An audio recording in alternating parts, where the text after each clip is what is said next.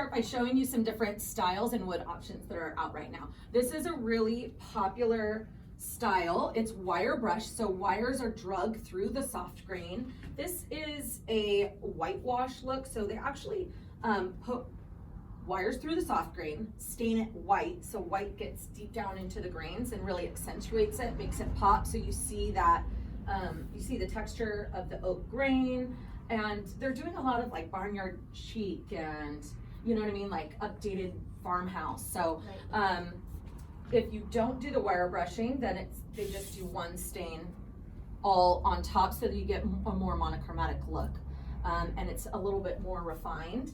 These are called bevels. So if you're doing that more casual look, they oftentimes put a bevel on these styles of floors.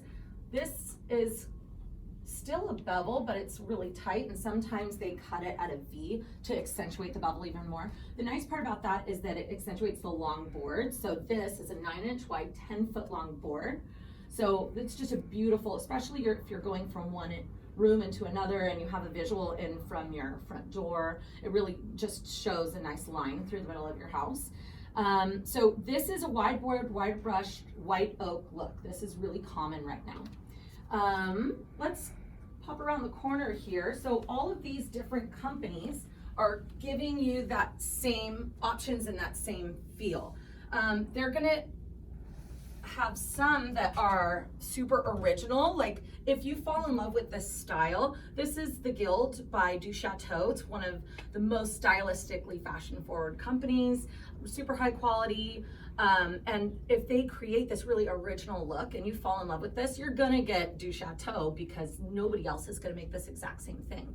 Whereas if you get something that you might have a lot of options like this, like a lot of different companies are gonna make a style like this. So then I'm gonna get into, well, what is the bevel, and do lengths matter to you? And then we could talk about different price points, and we could talk about different finish options and stuff like that.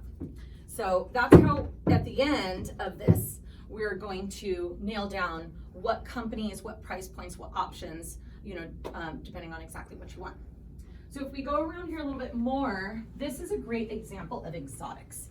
So these woods grow out of the ground this way. So this is tiger wood. It's naturally colored. So anything that's naturally colored oxidizes. They call it a patina. It changes color.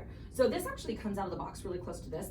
These must be newer samples. This doesn't look like it's oxidized, just because I'm familiar with these woods. That's definitely not. So that's what it's going to come out of the box, and then it's going to, through exposure to sunlight, it's going to oxidize and change color. Almost all floors change to a darker, richer color. So it's really gonna make these tiger stripes pop. It'll make, with Brazilian cherry, it'll make boards have more color variation. This is Brazilian cherry. It says natural, but that looks like it has a stain to me because Brazilian cherry is actually naturally very color variant. So it comes out of the ground that way. This is Sanchez Mahogany. That looks like it's got a stain on it too because this does have more color variation than this. This is the only wood that actually gets a little bit lighter when it oxidizes. Look at this. This has a nice texture to it. They must have done a little bit of wire brushing on that tiger wood.